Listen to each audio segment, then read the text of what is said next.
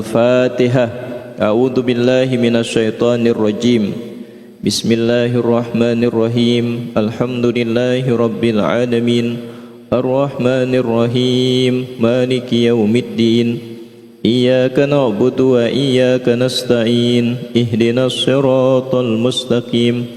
Siratal ladzina an'amta 'alaihim ghairil maghdubi 'alaihim waladdallin. Amin. Bismillahirrahmanirrahim. Qala al-muallifu rahimahullahu ta'ala wa nafa'na bihi wa bi umurihi fid daraini. Amin. Kita baca doa bersama-sama. Bismillahirrahmanirrahim. Allahumma rzuqna fahman nabiyyin wa hifzal mursalin wa ilhamal malaikatil muqarrabin birahmatika ya arhamar rahimin. Ini doa nuntut ilmu. Rabbi zidni ilman warzuqni fahman. Jadi kalau kita waktu di madrasah atau di sekolah, bahkan di bangku kuliah, biasanya guru, ustadz atau dosen sebelum memulai pelajaran membaca doa. Kenapa harus membaca doa? Biar turun keberkahan. Ibu, bapak mau makan baca doa dulu. Allahumma barik lana fima rozaqtana wa qina adzabannar. Baca doa. Biar apa? Biar Allah berikan keberkahan. Apa makna berkah? Makna berkah itu bertambah kebaikan. Apa itu kebaikan? Kebaikan adalah pekerjaan yang kita lakukan sesuai dengan syariat agama Islam. Jadi yang kita lakukan setiap waktu, setiap saat, jangan lupa untuk selalu berdoa. Bahkan selesai sholat, ya tadi imam kita sudah memandu, selesai sholat kita baca doa lagi. Agar apa? Agar Allah berikan keberkahan.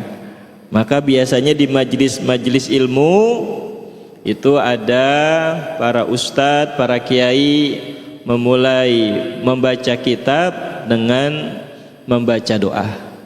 Jadi kami awali dengan ucapan dari Al-Habib Abdullah bin Alawi Al-Haddad.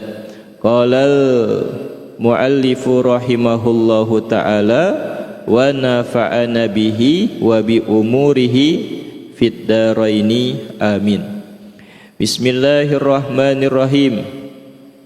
Wa man qassara anid du'ai ilallahi wa ila dinihi minal muta'ahhilina lahu ma'at tamakkuni minhu fa innahu dakhilun tahta umumil wa'idil waridi fi haqqi man katama ma anzalallahu minal bayyinati wal huda wa fi dhalika wa'idun syadidun wa adzabun wabilun wa dhammun minallahi balighun. Qala Allah ta'ala innal ladzina yaktumuna ma anzalna minal bayyinati wal huda min ba'di ma bayyannahu lin-nasi fil kitab ulaika yal'anuhumullah wa yal'anuhumul la'inun. Wa qala ta'ala innal ladzina yaktumuna ma anzalallahu minal kitab wa yashtaruna bihi samanan qalila ulaika ma ya'kuluna fi butunihim illan nar ila qawlihi ta'ala fama asbarahum 'alan nar. Jamaah yang dimuliakan Allah, kami coba terjemahkan apa yang tadi kami sudah baca. Fa inna jami'a dzalika min anwa'ihi wa aqsami wa man qassara anid du'ai ila Allah wa ila dinihi minal mutaahhilina lahu ma'at tamakkuni minhu. Dan siapa saja yang kurang atau tidak memaksimalkan diri untuk mengajak kepada jalan Allah dan kepada agamanya di antara orang-orang yang memiliki keahlian untuk hal itu serta berpeluang untuk melakukan hal itu, fa innahu dakhilun tahta umumil wa'idil waridi fi haqqi man katama ma anzalallahu minal bayyinati wal huda. Maka sesungguhnya orang tersebut masuk di bawah ancaman yang datang kepada hak pribadi orang yang menyembunyikan sesuatu atau keterangan yang diturunkan Allah berupa minal bayyinati wal huda, berupa penjelasan dan petunjuk. Wa fi dzalika wa'idun syadidun wa adabun wabilun wa dhammun minallahi balighun. Dan mengenai hal yaitu yang di atas tadi, terdapat ancaman yang keras dan siksa yang menyakitkan atau pedih dan kecaman dari Allah berupa peringatan yang keras. Jadi makna dari tulisan yang ditulis oleh Habib Abdullah bin Alwi Al-Haddad adalah kita dilarang untuk menyembunyikan ilmu. Kita dilarang untuk menyembunyikan ilmu. Terutama ilmu apa? Ilmu syariat. Ilmu syariat apa? Ilmu syariat adalah ilmu yang diajarkan oleh Rasulullah sallallahu alaihi wasallam, yaitu Nabi Muhammad sallallahu alaihi wasallam, yang mengajarkan tauhid, mengajarkan ibadah dan mengajarkan akhlak. Jadi ilmu yang diajarkan Rasulullah itu 3. Ilmu keyakinan yaitu akidah, ilmu ibadah yaitu fikih, dan ilmu akhlak yaitu tasawuf. Jadi 3 tuh. Ini masuk pada rukun agama, arkanuddin. Hadisnya yakni pada satu hari Rasulullah kedatangan tamu. Jadi kayak gini nih Pak nih, lagi bentuk halaqah, tiba-tiba datang dari ujung sana seseorang yang tidak dikenal menggunakan pakaian putih, langsung duduk berhadapan, langsung menghadap Rasulullah. Jadi Rasulullah duduknya bersila, itu lutut, antara lutut sama Rasulullah dan lutut orang yang datang tersebut itu bersentuhan. Lalu ditanya tentang rukun iman, rukun Islam, ma huwal iman, ma huwal Islam, ma huwal ihsan, dan yang keempat tanda-tanda hari kiamat. Jadi Bapak Ibu sekalian, kita melaksanakan sholat, berbakti kepada orang tua, sayang kepada anak, mentaati perintah, mencari nafkah, cara kita tidur, cara kita masuk WC, cara kita bermuamalah, berdagang, itu semua diajarkan oleh syariat. Maka ketika kita sedang sholat, jangan pernah berpikir ketika kita sholat kita sedang menyembah selain Allah. Maka dikuatkan dengan lafaz niat sholat. Usolli fardhu zuhri arba'a raka'atin mustaqbilal kiblati adaan lillahi ta'ala. Dikuatkan ketika kita mengucapkan lafaz niat. Jadi lafaz kita baca dengan suara sir, dengan suara pelan, kita mengangkat kedua tangan kita, langsung berbarengan ketika mengangkat kedua tangan mengucapkan takbir, di dalam hati saya melaksanakan sholat zuhur 4 rakaat menghadap kiblat, adaan sendiri, fardo, wajib karena Allah Ta'ala. Wah, panjang amat, panjang. Tapi kalau kita biasa, itu dengan sendirinya akan bisa. Tapi jangan sampai ketika jadi imam, ya Bapak Ibu sekalian, kita makmum nih, terus di depan kita ada imam yang baca takbirnya lama. Allah, astagfirullahaladzim. Tuh ketemu tuh kita ada imam kayak begitu. Gimana tuh? Imam baca takbirnya lama karena kalimat lafaz takbiratul ihram tidak dibaca panjang. Allah,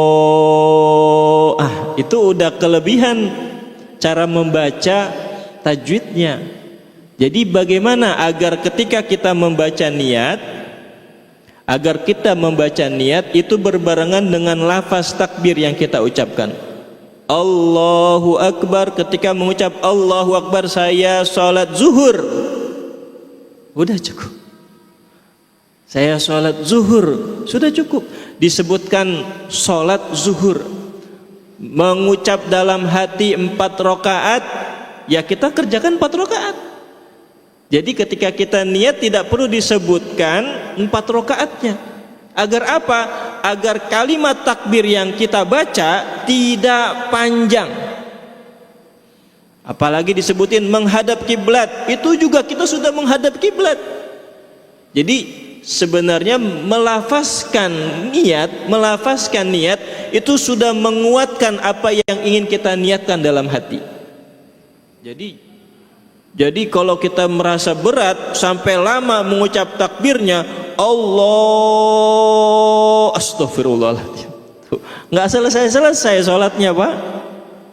Tuh bagaimana?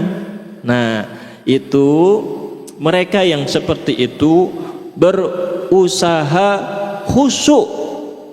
Nah, kenapa lama? Karena di pikirannya belum totalitas untuk melaksanakan sholat. Maka sebelum membaca lafaz, ya biasanya para imam juga membaca, cuman dibaca sir, dibaca pelan. Yang kita dengarnya zuhur aja, sholli fardhu zuhri, Allahu Akbar, ya dilafazkan tapi sir. Maka agar kita bisa khusyuk ketika kita mau takbir, itu diajarkan membaca surat An-Nas, surat Al-Falaq. Berapa banyak Pak Ustadz? Sekali aja. Kalau tiga kali kasihan makmum di belakang, udah nungguin kita mau baca takbir. Ya itu diajarin Pak. Itu yang namanya syariat ibadah. Jadi sholat yang kita lakukan sebelum kita sholat ada wudhu, nah itu syariat ibadah. Nah sebelum kita wudhu ada yang namanya toharo, itu namanya syariat ibadah. Nah toharo itu ada yang namanya air, ada yang namanya najis, itu namanya syariat ibadah. Tuh panjang. Ternyata kita mempelajari Islam tidak hanya cara sholat saja, tapi cara wudhu diajarkan. Bagaimana ketika kita mau wudhu, airnya kurang dari 2 kula. 2 kula itu ukurannya 1 kali 1, dan itu tidak ada najis. Najis itu apa? Najis itu adalah benda yang membuat air atau kondisi tempat menjadi tidak sah. Nah apalagi nih, kita lagi mau sholat nih Pak, Allahu Akbar, udah lagi baca Al-Fatihah, kita lihat di baju kita ini Pak ada darah. Nah waktu kami diajarkan oleh guru kami, pengajar kitab fikih di sini, Pak Dr. Saifuddin Zuhri, beliau menjelaskan fikih tentang noda darah nyamuk. Nah, kalau ukurannya kecil itu masih dimaaf, ya ukurannya kecil. Tapi kalau udah bentuknya logam itu sudah tidak dimaaf. Jadi ketika kita mau sholat nih, ibu sekalian, bapak, terus di baju kita ada darah dan bentuknya besar, nah, sholatnya diapain? Diterusin apa dibatalin? Sholatnya dibatalin karena waktunya masih panjang. Kalau ibu sholat nih udah mendekati asar nih, ceritanya mau sholat zuhur udah mendekati asar. Kalau sholat saya dibatalin, saya nggak dapat waktunya nih. Nah, sholatnya tetap dikerjakan dalam kondisi ada najis karena waktunya sudah tidak ada lagi untuk melaksanakan sholat zuhur. Nah, seperti ini Bapak Ibu sekalian, itu dibahas. Itu dengan apa? Dengan ilmu. Nah, kalau kita nggak pernah ngaji, kita nggak paham. Ketika kita sholat, kita bawa najis. Lagi sholat nih Bapak, terutama Bapak ya, Allahu Akbar, bawa apaan ya? Ternyata baju kita ada najis pipis tuh. Apalagi yang punya anak kecil, diperhatikan pakaiannya ketika mau sholat, karena bayi itu sudah najis. Nah, najis ini ada air kecil perempuan, ada air kecil laki-laki. Nah, kalau perempuan itu harus dibersihkan, harus dihilangkan nodanya, baunya, rasanya, rupanya. Dan laki-laki itu cukup disiram saja kalau usianya masih menyusui. Itu dibahas dalam apa? Dalam fikih ibadah di bab toharo. Panjang kan urusan ini. Ini belum masuk cara kita mau ke kamar mandi seperti apa, itu diajarkan. Agar apa Bapak Ibu sekalian? Agar ibadah yang kita lakukan itu seperti persembahan. Sholat nih 5 waktu yang kita kerjain itu persembahan seorang hamba kepada Tuhannya.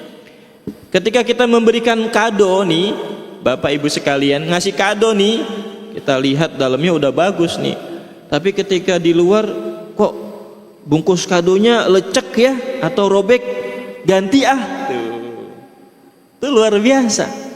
Ketika kita memberikan persembahan kepada manusia, kita inginnya sempurna. Maka ketika kita berikan ibadah yang kita lakukan kepada Allah Subhanahu wa taala juga harus sempurna. Ya, itu sempurna yakni dalam tata cara ibadah. Jadi kita nggak boleh menyembunyikan ilmu.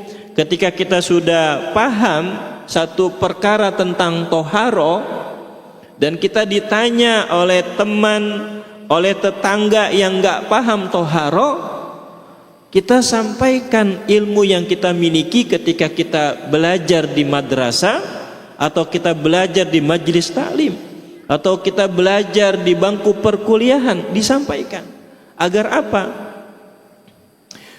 Ilmu yang Allah berikan kepada kita, ketika ilmu itu disampaikan, ketika ilmu itu diberitahukan, maka ia semakin bermanfaat. Beda dengan MLM, Pak. Kalau ilmu itu bukan metode keuangan nanti pembagiannya dapat sekian, tidak. Tetapi ilmu yang kita punya, kita sampaikan kepada orang lain, dan orang lain menyampaikan kepada keluarganya, dan keluarganya melaksanakan, semuanya mendapatkan pahala tanpa mengurangi pahala dari orang-orang yang menyampaikan ilmu tersebut. Semama kita 10 nih pahalanya nih, kita sampaikan ke seseorang, dia dapat 10, dia laksanakan dapat 10, semua sama-sama 10. Tidak ada saya 100, di sini 50, di situ 10, tidak. Tetapi semuanya sama. Jadi ilmu yang kita miliki menyampaikan kepada orang lain dari sisi pahala itu semuanya sama. Jadi Bapak Ibu sekalian, dilarang untuk menyimpan ilmu. Karena apa? Karena ketika kita menyimpan ilmu, itu mendapatkan ancaman yang keras, siksaan yang menyakitkan. Jadi ini sebenarnya yang kami sudah baca surah Al-Baqarah ayat 159. Ini tentang ultimatum Allah Subhanahu wa taala kepada ahlul kitab. Bani Israel termasuk ahlul kitab, pengikut Nabi Musa. Nasrani ahlul kitab, pengikut Nabi Isa. Dalam kitab Perjanjian Lama, ya, kalau kita belajar tentang agama-agama itu, bahwa setelah Nabi Isa itu ada nabi, dan di Al-Quran juga dijelaskan bahwa ada nabi setelah Nabi Isa adalah Nabi Muhammad, yaitu namanya Ahmad. Tetapi ahlul kitab ini menyembunyikan persepsi mereka. Nah, ini tadi ibadah sudah ya Pak ya. Nah, kita sudah masuk kepada masalah keyakinan atau akidah. Tanpa kita menyampaikan kepada saudara kita yang berbeda agama, ini buat keyakinan kita masing-masing. Bahwa setelah Nabi Isa itu urutan di nama-nama Nabi dan Rasul 1 sampai 25. Ilyasah, Yahya, Isa, Muhammad. Tuh. Kalau di nasab kenabian, dari Nabi Abul Anbiya, yaitu Nabi Ibrahim, karena orang-orang ahlul kitab menyembunyikan kebenaran, terutama kebenaran tentang penutup para nabi, yaitu yang bernama Ahmad, Nabi Muhammad sallallahu alaihi wasallam. Jadi dari pohon nasab itu Nabi Ibrahim punya anak Ismail dan Ishak. Dari Ismail dan Ishak, Ismail itu keturunannya karena Nabi Ibrahim mendapatkan perintah untuk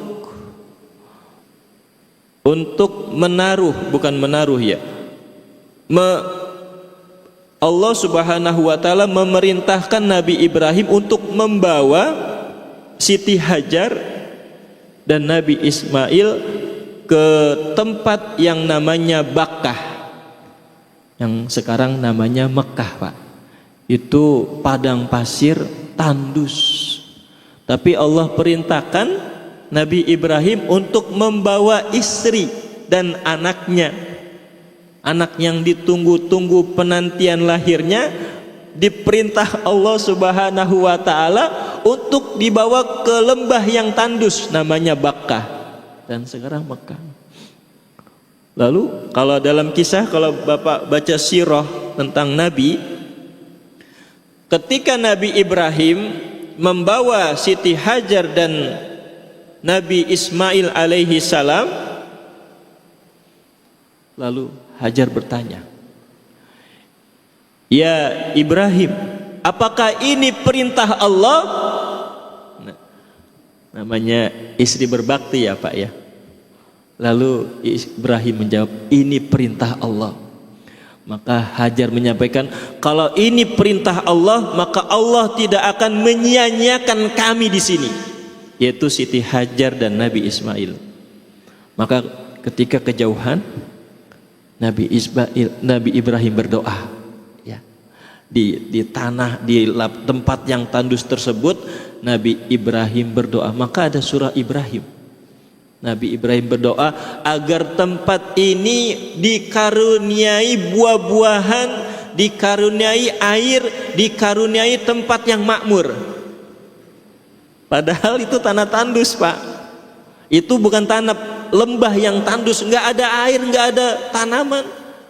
Tapi karena Siti Hajar berkeyakinan ini perintah Allah, maka Allah tidak akan menyanyiakan Siti Hajar dan Nabi Ismail. Maka di kejauhan Nabi Ibrahim berdoa. Maka ini buat kita yang sudah berumah tangga, Bapak Ibu sekalian, harus kuat. Walaupun di mana saja kita berada, jauh dari orang tua, jauh dari mertua, di mana saja kita berada, kita memohon kepada Allah Subhanahu wa taala agar selalu diberikan keberkahan rezeki. Bukan banyak. Kita nyarinya nggak banyak. Kalau banyak nanti jadi sedikit. Tapi kalau berkah itu tidak bisa banyak, tidak bisa sedikit, tetapi berkah. Jadi itu yang kita cari. Maka Nabi Ibrahim dari jalur Ismail, keturunannya Nabi Muhammad. Nah, kalau Nabi Ishak sampai Nabi Isa itu disebut dengan dari keturunan Nabi Ishak ada Yakub, bapaknya Yusuf, itu dikenal dengan Israel. Israel itu Bani Israel, keturunan Nabi Yakub, itu istilahnya. Israel itu adalah panggilan untuk Nabi Yakub, ayahanda dari Nabi Yusuf. Ya kalau Israel sekarang itu tidak dalam pembahasan, tetapi ketika kita melihat sirah para nabi, Israel itu adalah panggilan untuk Nabi Yakub. Israel itu adalah orang yang berjalan pada malam hari. Jadi Bapak Ibu sekalian, Nabi Ibrahim yang Allah karuniai dua anak, yang semua keturunannya menjadi para nabi dan rasul. Dan kalau kita lihat silsilahnya, ini Nabi Isa sama Nabi Muhammad itu masih satu darah, yaitu dari Abul Anbiya Nabi Ibrahim alaihi salam. Jadi kita sesama umat Islam, sesama non muslim, kita semua saudara. Dan ada hadis, ada hak bertetangga. Hak bertetangga itu adalah ada tiga. Dia tetangga dekat, dan dia satu darah, dan dia satu muslim, yaitu keluarga. Tetangga nih, saudara kita nih, dia masih keluarga muslim juga, ya. Dia rumahnya dekat dengan kita, itu tetangga kita, walaupun jaraknya. Dan ada juga tetangga kita yang ya keyakinannya berbeda, itu tetangga. Maka ajaran Rasulullah, kita muliakan tetangga kita. Ya, kalau kita nih Idul Fitri, Bapak Ibu sekalian, kan banyak tupat tuh, opor ayam, semur, rendang. Nah, tetangga kita yang non muslim kita berikan. Sebagai apa? Ungkapan kebahagiaan kita pada hari raya. Maka saudara-saudara kita yang berbeda keyakinan kita berikan hadiah juga. Sama mereka juga memberikan hadiah kepada kita. Artinya apa? Agar tumbuh rasa kasih sayang. Karena apa? Ketika kita melihat jalur dari para nabi yang kita ikuti ajarannya, mereka semuanya bersaudara. Maka kita tetap menghormati, memuliakan tetangga-tetangga kita. Jadi Bapak Ibu sekalian, perintah Allah Subhanahu wa taala, kami bacakan ayatnya nih. Bismillahirrahmanirrahim. Innal ladzina yaktumuna ma anzalna minal bayyinati wal huda min ba'di ma bayyanahu lin-nasi fil aika yal'anuhumullah wa yal'anuhumul la'inun. Sesungguhnya orang-orang yang menyembunyikan apa yang telah kami turunkan berupa keterangan-keterangan yang jelas dan petunjuk setelah kami menerangkannya kepada manusia dalam Alkitab, mereka itu dilaknati Allah dan dilaknati pula oleh semua makhluk yang dapat melaknati. Jadi kalau kisah Bani Israel, mereka itu dilaknat oleh Allah Subhanahu wa taala. Bani Israil itu dalam kisah ketika Nabi Musa menyelamatkan Bani Israel dari kejaran Raja Fir'aun dan bala tentaranya. Udah selamat nih Pak nih, udah melalui laut itu selamat, dan Fir'aun dan bala tentaranya itu tenggelam. Orang-orang Bani Israel masih meledek Nabi Musa, masih meledek Tuhannya Nabi Musa. Bahkan dalam kisah yang lain, Nabi Musa ketika mendapatkan perintah Allah Subhanahu wa taala untuk